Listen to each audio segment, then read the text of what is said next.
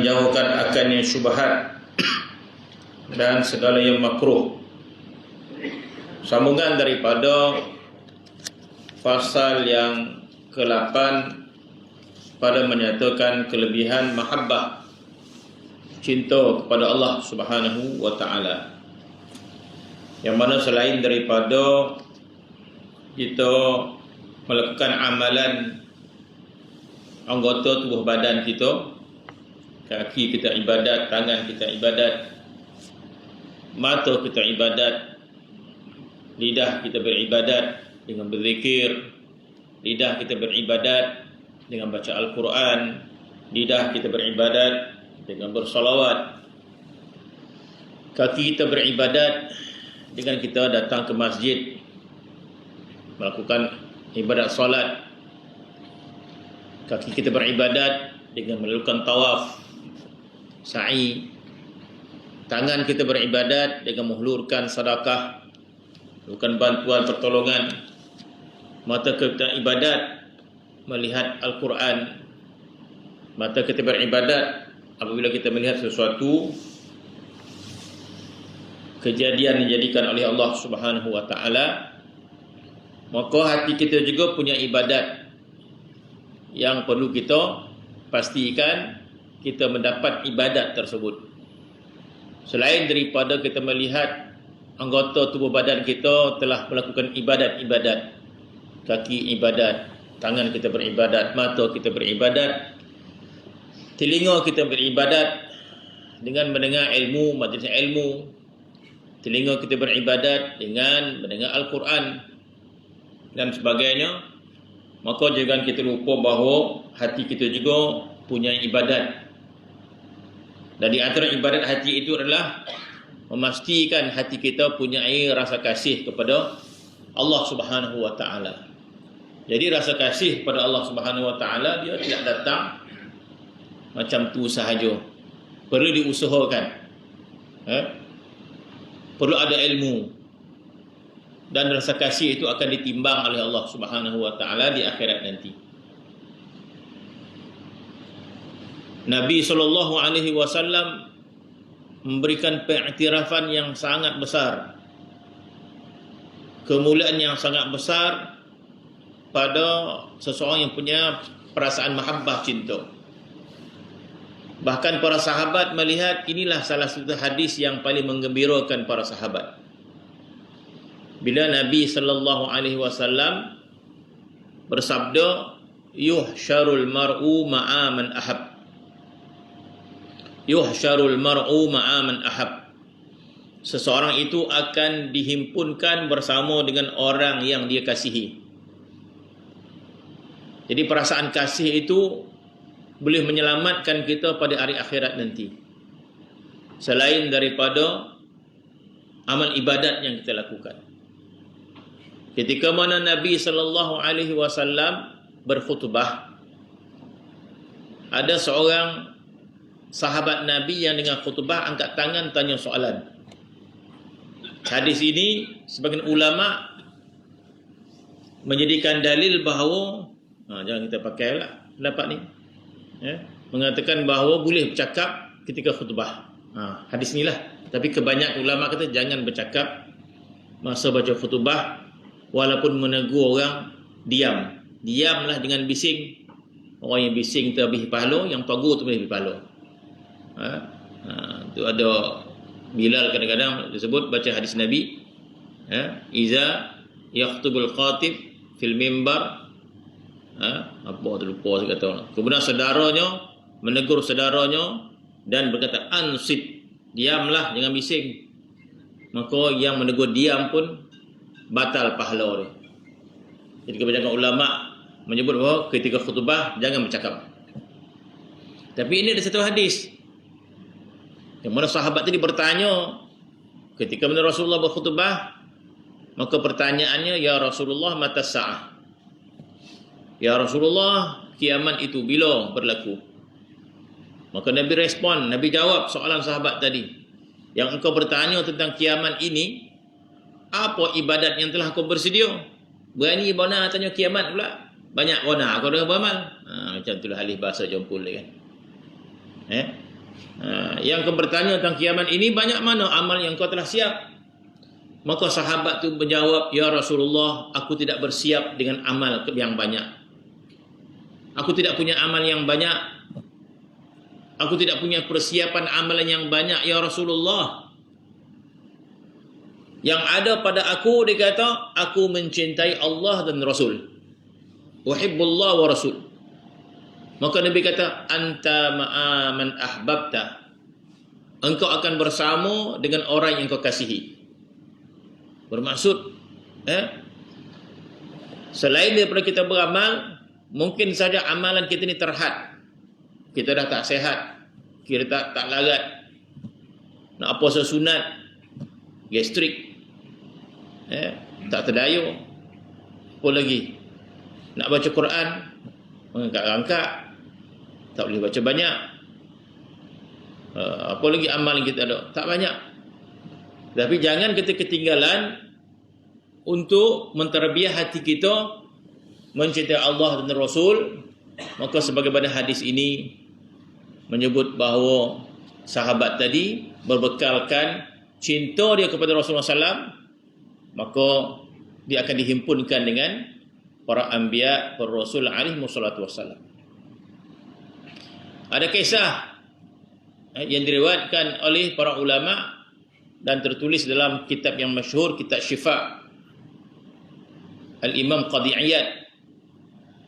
Dalam kitab Syifa, dan hadis riwayat hadis ini juga memberikan kefahaman yang kedua tentang apakah cinta Rasulullah itu perlu dibuktikan dengan mengikutnya ataupun tanpa mengikutnya. Jumhur ulama berpendapat bahawa cinta kepada Nabi perlu dibuktikan dengan mengikut sunnah dia. Kalau tidak, dusta, kata jumhur ulama. Bermaksud, kalau kita benar cinta Rasulullah, ikut apa yang diperintahkan, tinggalkan apa yang dilarangkan. Semakin kita rasa cinta kepada Rasulullah, semakin kuat amal kita. Itu jumhur ulama. Tidak boleh kita mendakwa cinta sahaja, tapi kita tak buat apa-apa. Itu pendapat jumhur ulama. Kalau kita mengatakan cinta kita kepada Allah dan Rasul, maka dibuktikan dengan amal, dibuktikan dengan akhlak kita. Ya, akhlak dan amal itu lambang kadar cinta kita. Pendapat yang pertama. Pendapat kedua pula, tidak pula. Pendapat itu tak boleh pegang orang, tapi sebagai nak kita nak mengetahui kadar nilai mahabbah itu. Syekh Qadhi Iyad dalam kitab Syifa fi Huququl Mustafa, kitab yang masyhur, dia menekalkan kisah pada zaman Nabi sallallahu alaihi wasallam ada seorang sahabat yang tidak boleh meninggalkan tabiat minum arak. Ayat pengharaman arak dah pun turun kali yang ketiga, kali pertama, kali kedua. Tidak ada penjelasan yang lengkap tentang arak ini haram ataupun tidak. Turun ayat la taqrabus salata wa antum sukara. Jangan engkau menghampir salat ketika mabuk. Jadi menggambarkan bahawa kalau di luar solat boleh mabuk. Kalau jauh-jauh kalau nak mabuk, mabuk pukul 8. Ayat itu memberi maksud bahawa dekat-dekat solat jangan mabuk. Sebab tu kan la taqrabus salah wa antum sukara. Jangan hampiri solat dalam keadaan mabuk. Jadi ayat itu memberi faham bahawa dekat-dekat dengan solat jangan minum arak. Nanti mabuk, sebab ada sahabat yang mabuk minum arak tak jumpa ujung ayat dah. La a'budu ma ta'budun wala antum 'abiduna ma 'abud wala ana 'abidun ma 'abadun. Tak landing menujung sebab apa? Sebab mabuk. Maka ayat itu bermaksud kalau nak mabuk pukul 8, pukul 9, ada 2-3 jam nak zuhur ni kan. Jadi tidak haram. Maka akhirnya dikatakan Sayyidina Umar radhiyallahu anhu berdoa kepada Allah. Di antara kehebatan Sayyidina Umar ini ada 3 ayat Al-Quran hasil daripada Mana seiring, bukan hasil, seiring daripada keinginan Sayyidina Umar. Ada 3 ayat Quran turun seiring keinginan daripada Sayyidina Umar, permintaan Sayyidina Umar. Di antara ayatnya yang turun, iaitu Sayyidina Umar mencadangkan kepada Rasulullah agar salat sunat tawaf, selepas tawaf, Sayyidina Umar mencadangkan agar salat sunat tawaf di belakang makam Ibrahim. Jadikan syariat.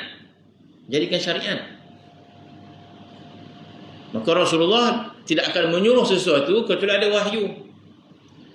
Maka Sayyidina Umar mencadangkan dahulu, ya Rasulullah, alangkah baiknya selepas tawaf sunat dijadikan di belakang Ibrahim ini solat khusus untuk solat sunat tawaf. Maka Nabi tak jawab, sebab ini syariat. Nabi tak jawab. Akhirnya turun ayat Al-Quran menyuruh agar tawaf, agar solat sunat tawaf di belakang makam Ibrahim. Maka turun ayat wattakhidhu min maqami Ibrahim musalla. Turun ayat Al-Quran, Allah Ta'ala mengatakan wattakhidhu, ambillah di belakang makam Ibrahim itu sebagai tempat solat sunat selepas tawaf. InsyaAllah. Pendapat keinginan apa Sayyidina Umar, maka turun ayat. Ada ayat yang Sayyidina Umar ketika mana Sayyidina Umar orang Arab selalu lepas zuhur dia berehat, lepas makan zuhur dia berehat. Jadi kebiasaan orang Arab lepas zuhur ni orang tak datang ziarah lepas zuhur. Nak datang pagi atau lepas asar. Lepas zuhur jarang orang ziarah. So masa tu orang nak berehat, lepas makan nak tidur sikit. Dan ketika berehat itu pakaian mereka tak lengkap lah. Butang tak loket, baju teh pun tak pakai. Berbaring. Jadi datang orang ke rumah Sayyidina Umar dalam keadaan begitu. Dalam keadaan dia tak siap datang, dan waktu yang tak sepatutnya datang. Datang lebih zuhur orang tengah berehat. Maka saya layan tapi tak sampai nak bersiap. Maka kata Sayyidina Umar, alangkah baiknya agama Islam ni ada waktu-waktu yang tertentu untuk orang datang ziarah. Disusun. Maka turun ayat tentang bagaimana anak itu waktu-waktu yang tertentu boleh masuk bilik mak ayah.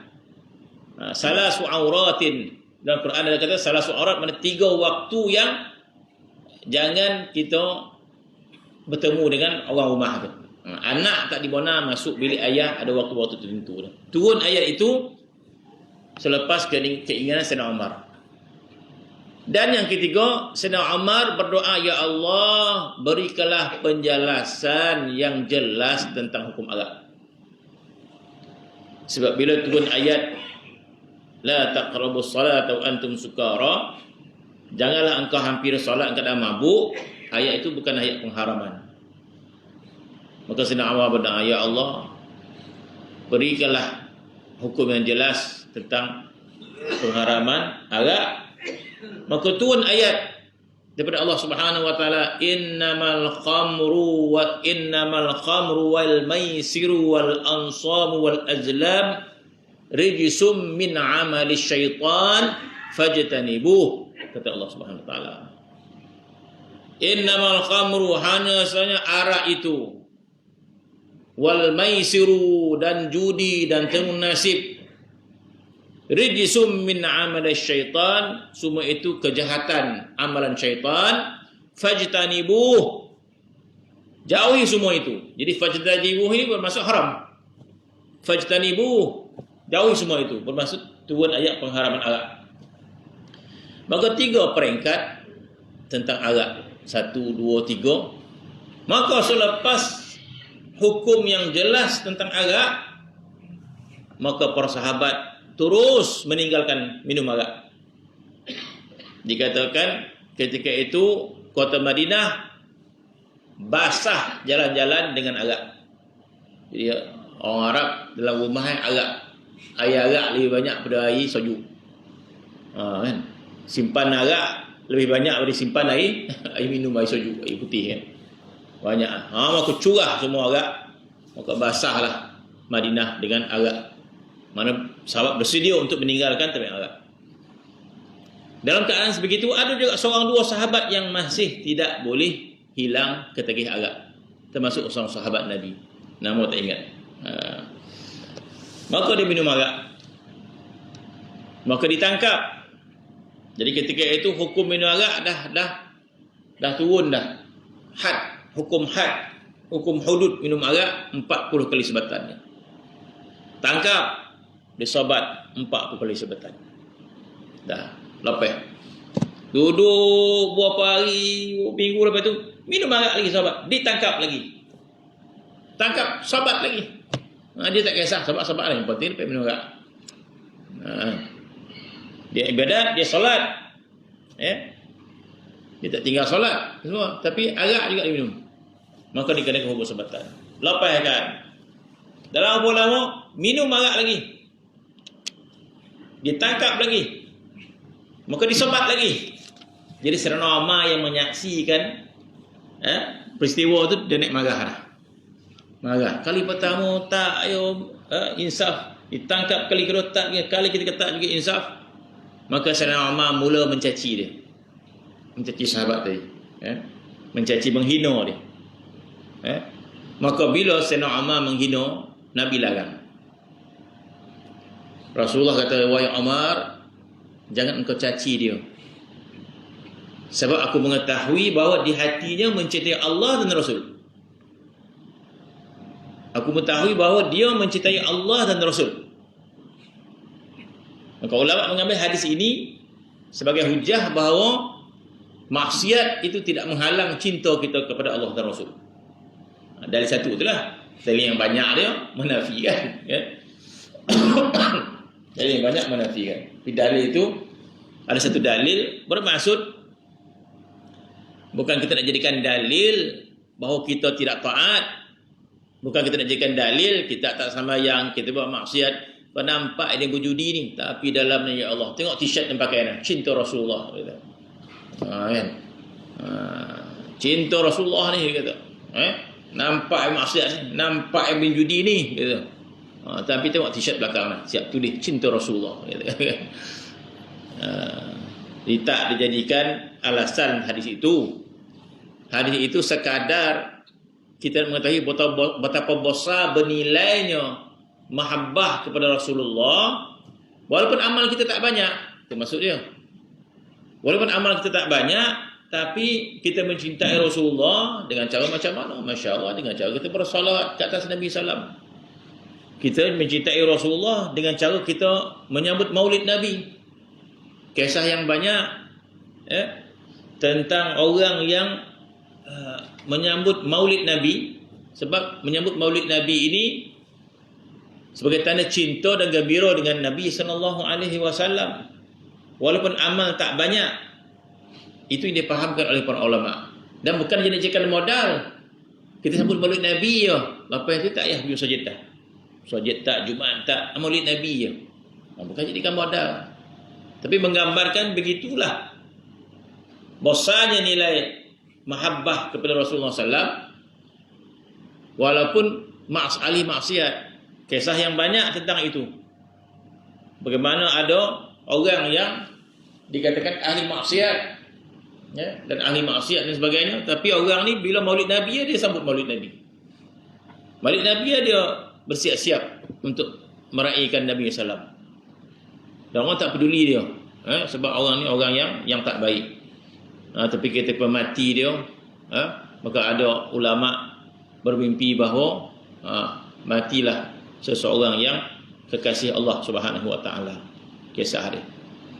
Sebagaimana ulama menakalkan kisah Abu Lahab. Abu Lahab kasih Nabi sallallahu alaihi wasallam. Abu Lahab kasih Nabi, tapi kasih sebagai anak saudara. Sebab yang namanya anak saudara, kita kasih dia. Jadi Abu Lahab kasih kepada Rasulullah sebagai kasih anak kepada saudara dia. Sebab Sayyidina Abdullah adalah saudara kepada Abu Lahab. Jadi bila lahir Nabi SAW, Abu Lahab pernah gembira. Gembira ni tanda cinta lah, pada kasih kepada anak saudara tu dia. Di atas nama anak saudara. Dia ada anak saudara dia. Dan Abu Lahab gembira. Dan diberdekarkan hamba dia yang bernama Thuwaibah. Jadi Sayyidina Abu Bakar pernah menzahirkan rasa cintanya kepada Nabi SAW. Apa amalan Sayyidina Abu Lahab? Tak ada amal baik dia, bahkan tak beriman pun. Kepada Allah Rasul. Tak beriman pun. Mana tak ada kebaikan yang dilakukan oleh Abu Lahab. Bahkan turun ayat tentang azab kepada Abu Lahab. Tabbat yada Abi Lahabin wa tab, ma aghna anhu maluhu wa ma kasab, sayasla naran dzatal lahab. Sayasla naran dzatal lahab, jelas api neraka membakar Abu Lahab.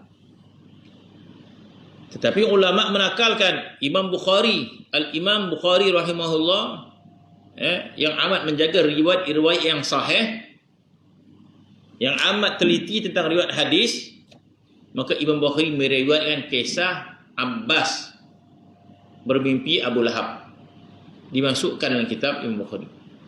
Mana kisah tu sahih. Kisah apa? Kisah mimpi. Tapi kita tak jadi hujah, tapi kisah yang boleh jadikan kita ilmu. Imam Bukhari menakalkan riwayat Sayyidina Abbas. Abbas juga saudara kepada Abu Lahab, saudara kecil dia Abbas, saudara yang kecil daripada adik-beradik Abdullah, Sayyidina Abdullah Abu Lahab, Sayyidina Abbas. Maka Sayyidina Abbas bermimpi Abu Lahab. Dan ketika mimpi tersebut, Sayyidina Abbas bertemu Abu Lahab dan bertanya kepada Abu Lahab, macam mana keadaan engkau di alam barzah? Maka Abu Lahab, aku diseksa oleh Allah Subhanahu wa taala, kata Abu Lahab. Tetapi kata Abu Lahab kepada Sayyidina Abbas, aku diringankan azab pada setiap hari Isnin. Kata Abu Lahab, aku diazab oleh Allah Subhanahu wa taala sebab aku tak beriman kepada Rasulullah Nabi Muhammad. Tetapi Allah Subhanahu wa taala meringankan azab aku pada setiap hari Isnin. Kenapa? Tanya Abbas. Sebab aku pernah gembira tentang kelahiran Muhammad. Aku pernah gembira tentang kelahiran Nabi Muhammad dan aku bebaskan hamba Thuwaibah kerana gembira. Dan kata riwayat, Allah Subhanahu wa taala izinkan dia menghisap air di celah-celah jari dia pada setiap hari Isnin. Maka ulama akan katakan apa? Sesungguhnya Allah Subhanahu wa taala telah meringankan azab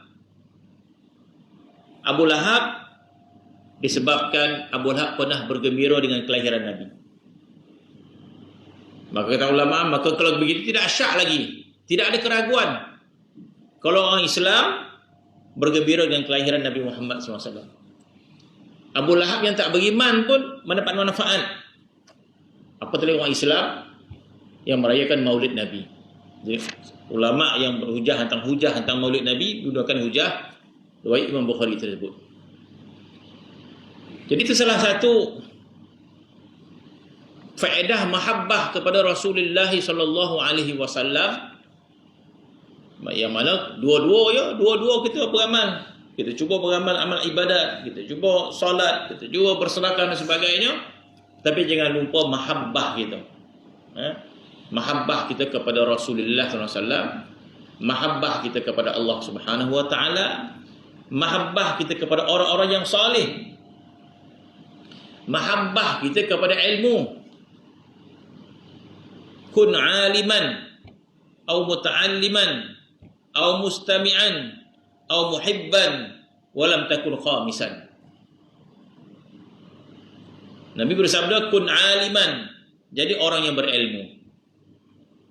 Au muta'alliman, atau jadilah kamu orang yang belajar ilmu. Au mustami'an, atau jadi orang mendengar. Apa beza mendengar dengan belajar? Belajar ni dia dengar dan dia berfikir dapat sesuatu kepahaman. Itu muta'alliman. Yang mendengar, tanya balik, entah pernah medical bar. Tapi dia suka datang. Suka datang dengar. Wan pondok tu dengar. Katanya balik, tak tahu dia tu dah. Tahu dah. Tapi dia orang dengar. mustami'. Kun aliman atau muta'alliman atau mustami'an atau muhibban, atau jadi orang pencinta. Dia cinta. Bermaksud dia tak kesempatan nak pergi belajar ilmu sebabkan sesuatu, tapi dia cinta belajar ilmu. Dia tak pergi sebab penguzuran. Macam dia muhibban. Jadi pencipta. Wala takun khamisan. Jangan jadi yang kelima. Yang kelima maksud tidak cinta lah. Akhir sekali cinta. Bermaksud cinta ini kepada sesuatu yang baik. Cinta yang tertinggi, cinta kita kepada Allah Subhanahu Wa Taala, yang kita perlu belajar bersungguh-sungguh. Nak mencintai Allah, kena belajar sungguh-sungguh. Tak boleh samping-samping macam tu. Biar kau rasa cinta-cinta tak ada duit macam mana. Tak. Cari duit boleh kau buat samping-samping je.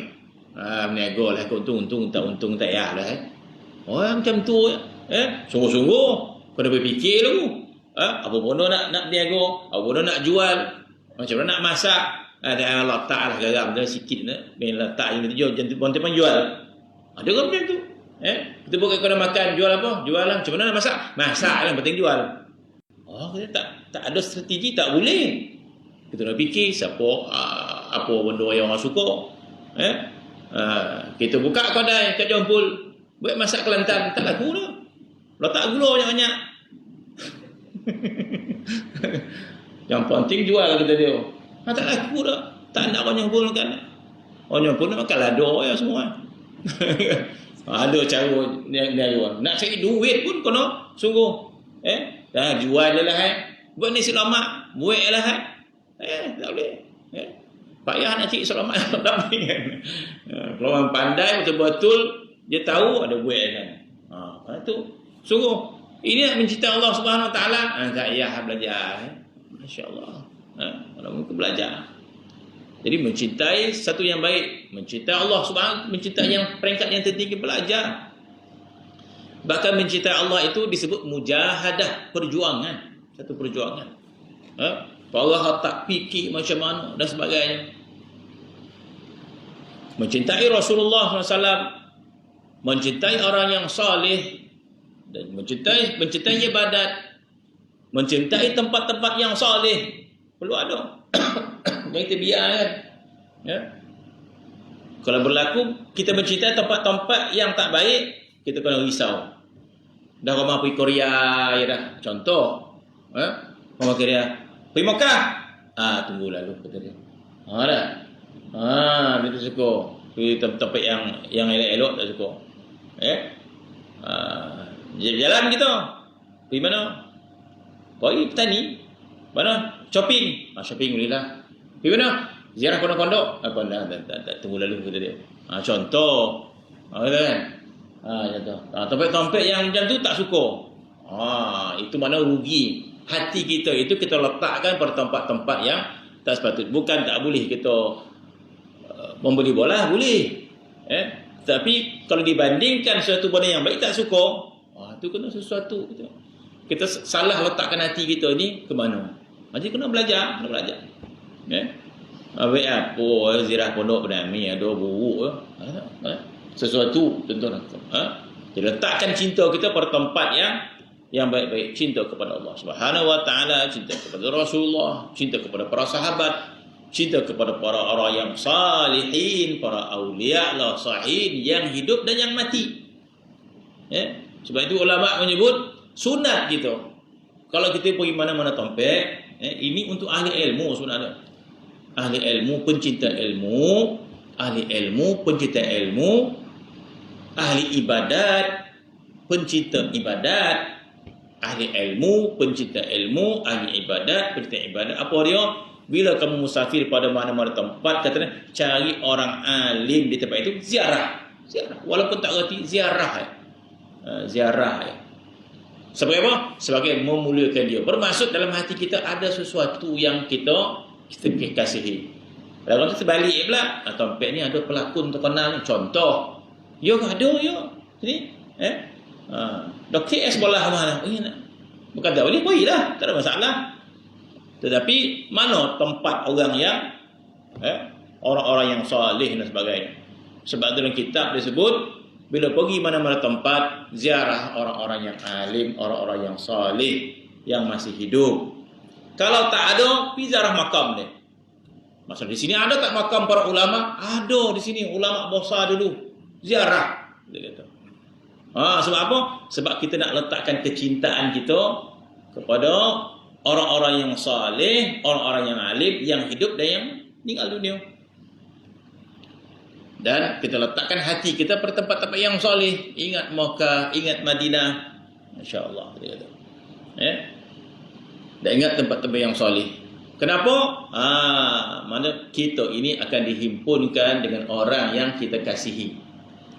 Kalau kita nak kasih pada tempat, kasihkan akhirat. Kita kata, kasihkan akhirat. Dunia tak kasih ke? Dunia ini menipu kita. Dunia ini menggoda kita. Dunia ini fitnah nama dia. Dunia tidak disebut haram. Dunia tak sebut haram. Dunia itu fitnah. Sebagaimana anak isteri tak haram. Kasihkan anak haram ke? Kasihkan isteri haram ke? Tak haram. Tapi disebut fitnah. Kenapa fitnah? Bermaksud hati-hati dengan kebahagiaan dunia. Boleh memfitnah kamu terhadap ibadat kamu. Itu maksudnya. Hati-hati dengan harta. Tak boleh ke berharta? Boleh berharta. Tapi harta itu fitnah. Kenapa? Boleh melalaikan kita. Boleh mewasakkan kita. Itu maksud fitnah. Dunia itu fitnah. Maka perlu diletakkan pada tempat yang betul dia. Maka selepas itu diberikan beberapa hukum tentang cinta. Jadi letakkan hukum mencintai Allah Subhanahu wa taala secara hukum. Maka diletakkan bahawa fardu wajib kita mencintai Allah Subhanahu wa taala sekiranya membawa kepada apa kata sini? Fardu kita. Fardu mana wajib kita kasih kepada Allah Subhanahu wa taala. Sekiranya kasih kita kepada Allah Subhanahu wa taala itu membawa kita kepada redha kepada qada dan qadar Allah Subhanahu wa taala. Sebab redha dengan qada dan qadar Allah taala itu kewajipan. Allah Taala perintahkan kita menerima qada dan qadar dia. Tidak mampu kita nak terima qada qadar Allah Subhanahu wa taala kecuali kita ada rasa cinta pada Allah Subhanahu wa taala. Satu ya.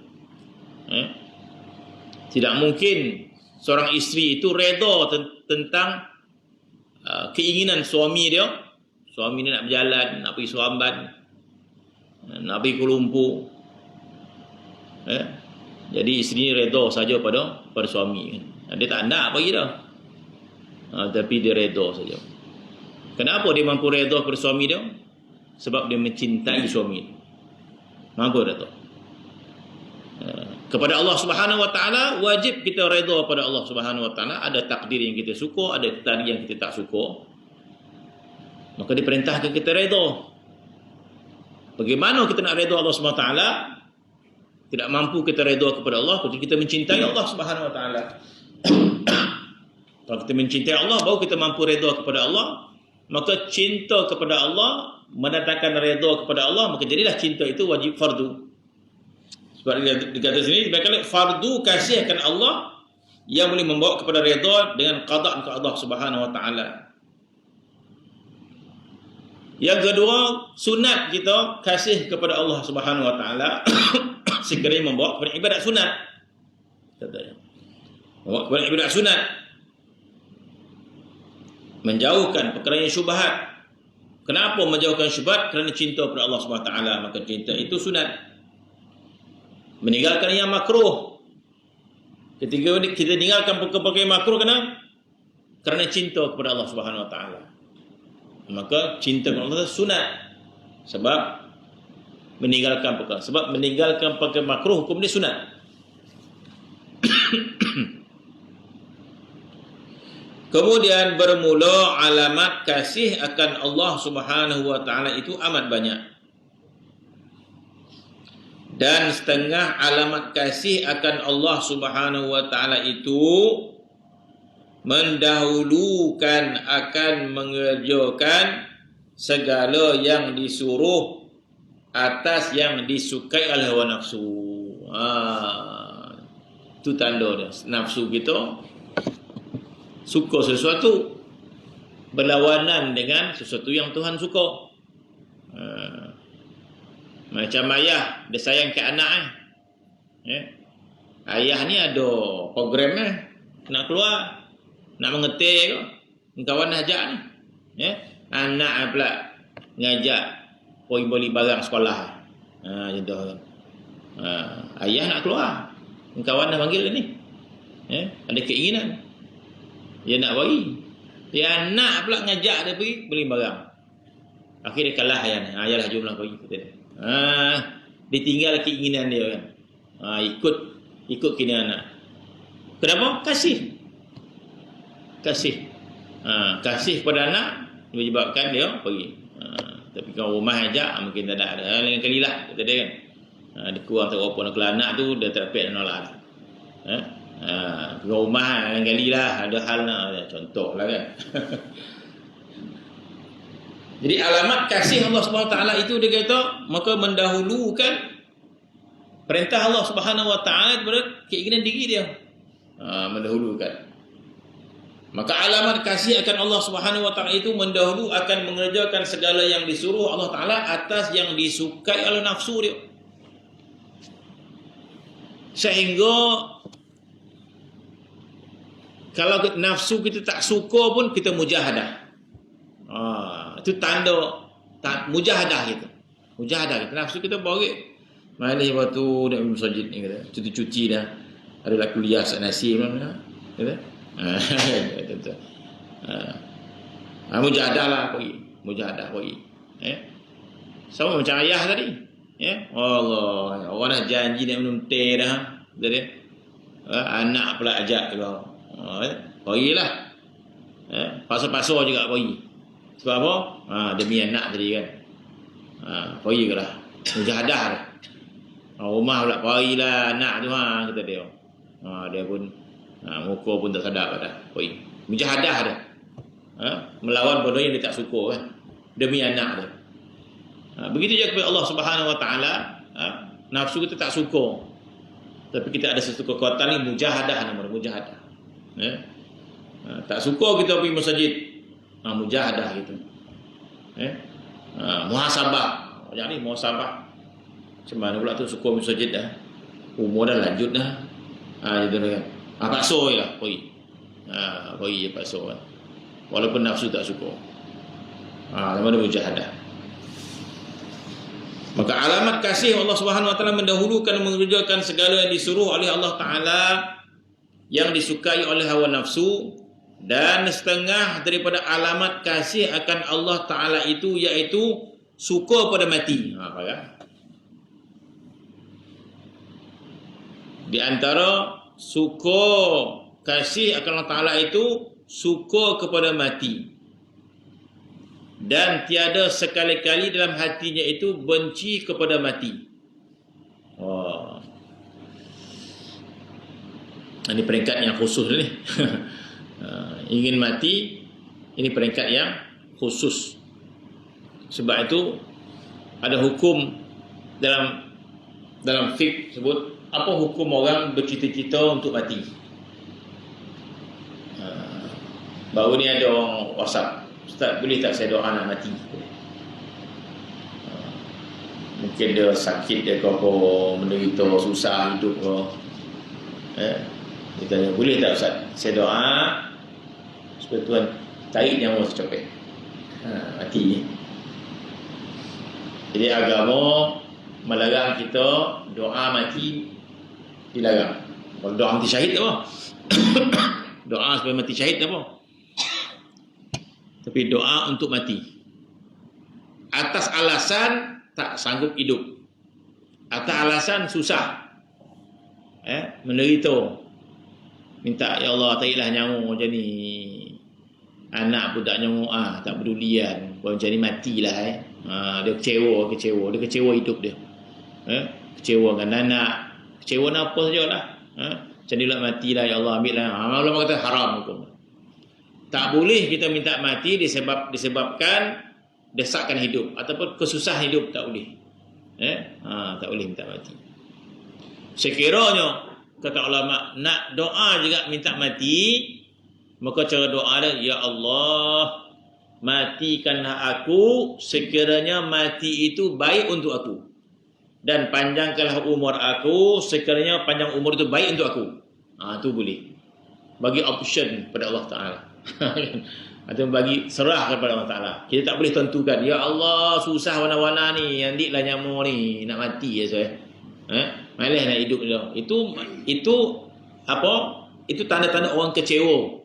Itu tanda-tanda orang putus asa tentang dunia. Tak boleh. Kita tak boleh putus asa dekat dunia ni. Sebab dunia tempat ujian Allah Subhanahu Wa Taala. Allah Taala uji kita dengan macam-macam Tuhan uji kita. Tuhan uji kita dengan orang tak peduli, Tuhan uji juga.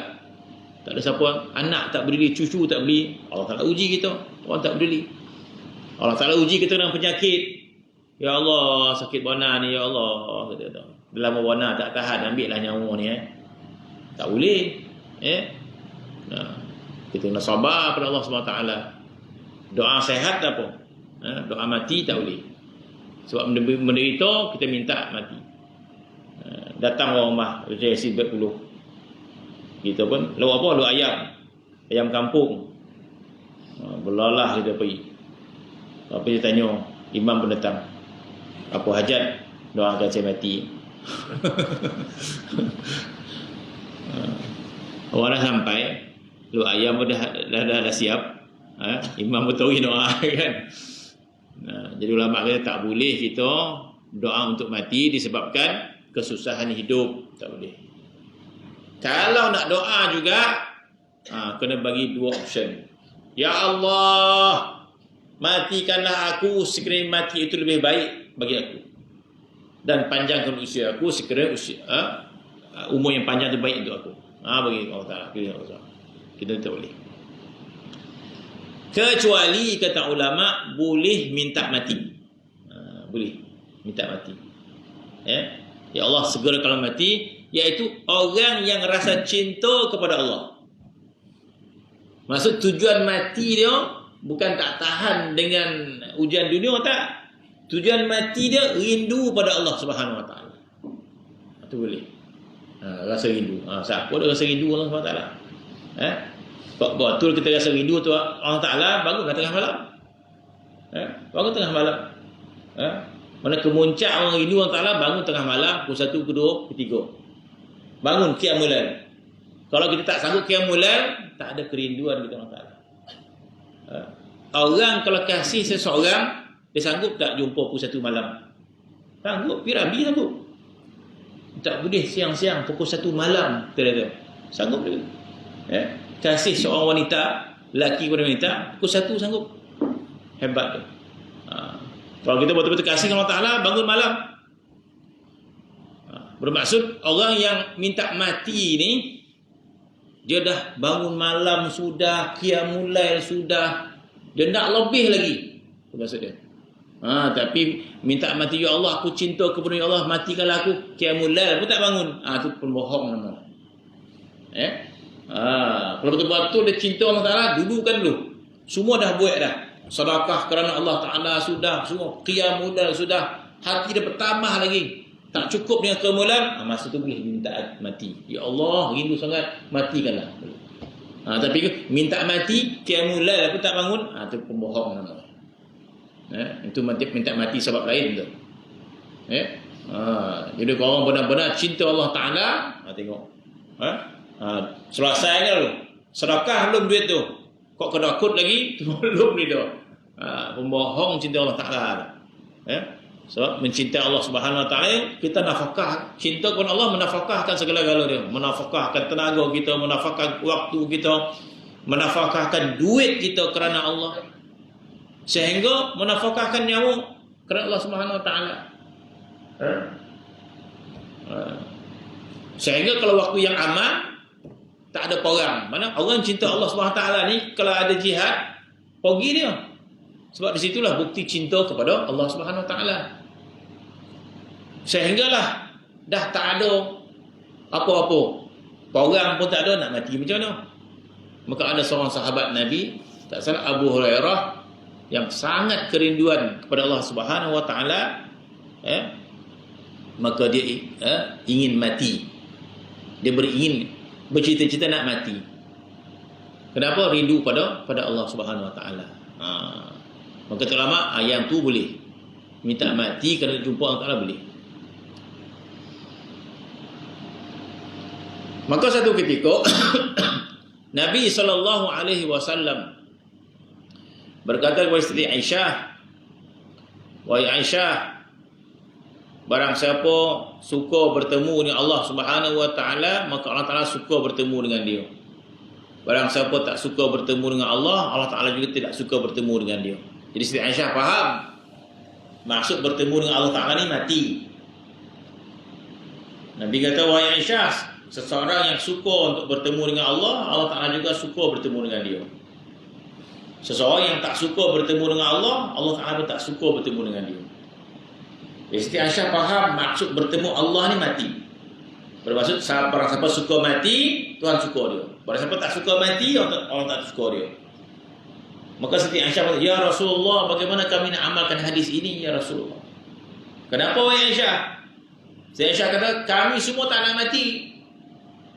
Kami semua benci mati. Secara kebiasaan manusia benci mati. Bila ke arah bekerja, kita pergi hospital. Kalau ada ubek, kita pergi. Apa saja untuk menyelamatkan nyawa kita. Sebab manusia benci mati. Maka Siti Aisyah mengatakan, "Ya Rasulullah, bagaimana nak amalkan hadis ini?" "Kenapa?" "Sebab kami semua benci mati, ya Rasulullah." Maka Nabi kata, "Bukan begitu cara dia." Nabi kata, "Bukan maksud kita suka bertemu dengan Allah Ta'ala ni, bukan bermaksud kita suka mati dengan Allah Ta'ala ni, kita pergi kat jalan tu biar lori langgar. Bukan tu maksudnya. Baik apa tu? Baru baca kitab cerita Salikin malam tadi Ustaz tu. Suka mati apa ya? Cari ya. Kalau manjat tinggi-tinggi, manjat biar dia jatuh. Maka begitu maksud Nabi kata. Sebab sunnah agama kita menjaga nyawa. Bahkan nyawa itu wajib kita jaga. Menjaga nyawa ni wajib. Bahkan haram hukum dia kita membiarkan nyawa kita binasa. Haram hukum dia. Bahkan kalau doktor kata tak ada harapan dah, maka tetap kita kena usaha. Tak boleh kita usaha, sunnah dia. Allah Subhanahu Wa Taala firman, "Wala tulqu bi aidikum ila tahlukah." Jangan kau campakkan diri kamu kepada binasaan. Ayat itu bermaksud jangan biarkan nyawa kau tercabut. Jangan biarkan kamu mati. Wala tulqu bi aidikum tahlikah. Jangan kau biarkan diri kau binasa. Besok agama kita menyuruh kita wajib menjaga nyawa kita. Nyawa kita wajib dijaga. Bukti wajib jaga nyawa ni sehingga syarak menghalalkan kita. Sesuatu yang haram, sekiranya kalau kita tak makan, mati kita. Tak akan begitu agama ni memborekkan kita. Bukankah agama ni meraihkan nyawa kita ini sehingga Allah Ta'ala menghalalkan. Dahaga sangat. Kalau tak minum, mati. Yang ada arak, ketika arak jadi halal. Ketika perang, tak ada makan, perut lapar, daging saudara kita boleh kita makan. Jangan sadap pula. Begitu ni? Tak boleh. Ambil daging boti panggang, sadap pula rasanya. Dah panjang dah. Ambil satu ni. Itu haram hukum dia. Jadi makan sekadar menghilangkan lapar. Pada pasal sadap tu. Minum arak hilangkan dahaga dah. Sadap pula kat sebotol ni. Itu dah tak boleh dah. Halal minum arak, halal makan daging ini haramkan sekadar menghilangkan lapar. Itu boleh. Lebih boleh tak boleh. Dah sadap pula, minta pula. Apa tak boleh. Jadi maksud Nabi kata, maksud bukan begitu maksud Aisyah, maksud dia jaga. Sakit dah. Berubah. Begitu. Jadi ketika itu maksud tak nak mati lah. Lama-lama maksud kita ni tak nak mati. Sebab agama juga suruh supaya jaga nyawa. Jadi kita pun tak nak mati lah. Jaga nyawa. Makan ubek, usaha juga di atas perintah agama. Sehingga sampai ajal dia, Nabi kata. Kita usaha maka takdir Tuhan akan sampai juga. Kita juga berusaha jaga nyawa kita. Makan carilah ubek apa menyebab nyawa kita. Sampailah masa dia nak mati. Kata Nabi, sekiranya sampai ajal orang tu nak mati, sekiranya orang mukmin, Allah Ta'ala perlihatkan kedudukannya dalam syurga. Maka tak sabar-sabar dia nak mati ketika itu. Maka suka dia, rasa cinta untuk mati. Nabi kata. Dan ketika mana seorang mukmin itu dah sampai ajal dia, tak boleh buat apa lah, kita pun makan buat makan juga. Tapi nak sampai ajal dia, maka ketika itu diperlihatkan tempat dia di syurga. Maka bersangatan ingin dia nak mati ketika itu. Maka ketika itu ya, Tuhan suka pada dia. Ketika itu dia suka mati dan Tuhan juga mencintai dia. Kata Nabi. Sebaliknya kalau untuk orang ahli maksiat, orang yang tak beriman, nak sampai ajal dia, maka sebelum dicabut nyawa dia, Allah Ta'ala perlihatkan azab yang menunggu di alam barzah. Maka dia benci nak mati. Maka Tuhan juga benci bertemu dengan dia. Itu maksud dia. Kata Nabi SAW. Adapun di sini kata kasih suka mati bermaksud suka untuk bertemu dengan Allah Subhanahu Wa Ta'ala. Dan tiada sekali-kali dalam hatinya itu benci kepada mati. Dan setengah daripada alamat kasih akan Allah Ta'ala itu iaitu benci akan dunia. Apa kan? Yakni kosong hatinya itu daripada cenderung kepada dunia. Benci pada dunia memerlukan kepahaman, memerlukan kepahaman. Tidak mungkin kita nak benci dunia kecuali kita memahami makna cinta kepada Allah Subhanahu Wa Ta'ala. Tidak mungkin kita benci pada dunia kecuali kita memahami makna cinta kepada Allah Subhanahu Wa Ta'ala. Kalau kita tidak memahami makna cinta kepada Allah Subhanahu Wa Ta'ala, tidak mungkin kita benci pada dunia ni. Payah nak benci. Sekiranya kita faham makna cinta kita kepada Allah Subhanahu Wa Ta'ala, kita memahami makna nilai cinta kepada Allah Subhanahu Wa Ta'ala, maka penghalang ni adalah dunia. Contoh dia. Penghalang dunia. Maka kita tinggalkan dunia ini. Sebab dunia ini penghalang cinta kita kepada Allah Subhanahu Wa Ta'ala. Kita cinta kepada seseorang. Kita cinta pada seseorang. Lepas tu pula kita suka apa? Kita suka pakai baju merah tu. Contoh. Kita ramai pakai baju merah. Itulah baju kita apa? Semua merah. Seluar merah, baju merah. Contoh. Tiba kekasih kita tak suka baju merah. Kalau baju merah, kalau pakai baju merah jangan datang kata. Kita lebih cinta sama. Kita cinta baju kita kok, kita cinta kepada kekasih kita. Demi kekasih kita tinggalkan baju kita. Tapi cuba kita tak kasih orang, tak berapa nak kasih mana. Boleh datang tapi jangan kita tak payahlah gitu. Tak payah kita bercinta tu. Kalau nak suruh tak pakai baju merah tak ada. Bermaksud tidak memahami mana cinta kepada kekasih dia. Tak sanggup ditinggalkan. Kau bagi syarat nak berjumpa tak payah baju merah, agak nak dah kata dia. Tak payah jumpa dah. Maksud dia tak memahami mana cinta kepada kekasih dia. Jadi kita kata kita nak cinta kepada Allah Subhanahu Wa Ta'ala. Kalau nak cinta kepada Allah tinggalkan dunia. Kita tak payah cinta Allah Ta'ala dah. Maksud kita tak faham maksud cinta kepada Allah Subhanahu Wa Ta'ala. Tapi kita memahami makna cinta kepada Allah Ta'ala. Allah Ta'ala sebut macam tu. Allah Subhanahu Wa Ta'ala sebut macam tu.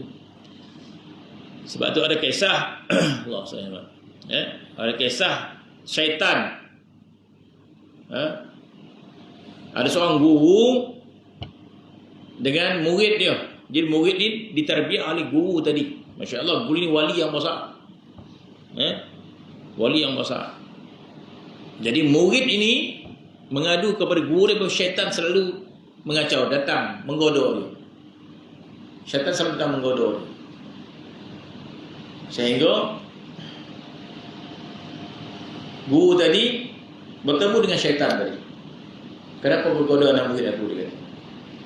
Boleh aku tinggalkan dia, dia kata. Dengan syarat serahkan anak perempuan dia. Jangan pegang anak perempuan aku, dia kata. Anak perempuan kau yang mana? Satu dia ambil, iaitu dunia, dia kata. Dalam hati ada dunia, kata syaitan. Macam mana kena tinggalkan dia, dia kata. Sebab dalam hati dia ada dunia. Mana murid tadi tak mampu nak berzikir dan sebagainya, sebab syaitan selalu goda dia. Maka guru dia panggil syaitan. Kenapa kau goda? Macam mana kau nak lapangkan anak perempuan aku, dia palu lah, dia kata. Mana nampak dunia, dalam hati dia mencintai dunia. Jadi begitulah keadaan dia. Bermaksud kita mencintai dunia, tapi Allah Subhanahu wa taala tidak memberikan kasih dia kepada kita kecuali kita menghilangkan cinta kita pada dunia. Jadi kalau itu kita memahami, maka kita korbankan untuk kita mendapat cinta kita kepada Allah Subhanahu wa taala. Maka alam yang terakhir, alamat kasih akan Allah taala itu iaitu benci akan dunia, kosongkan hati daripada cenderung berdunia yang menghalang kita kepada Allah Subhanahu wa taala. Wallahu taala alam. Bismillahirrahmanirrahim. Alhamdulillahirabbil alamin wassalatu wassalamu ala asyrofil anbiya'i wal mursalin wa ala alihi washabbihi ajma'in. Rabbana zalamna anfusana wa illam taghfir lana lanakunanna khasirin. Rabbana zalamna anfusana wa taghfir lana khasirin. Rabbana rabbana wa sallallahu alaihi wasallam. Alhamdulillah.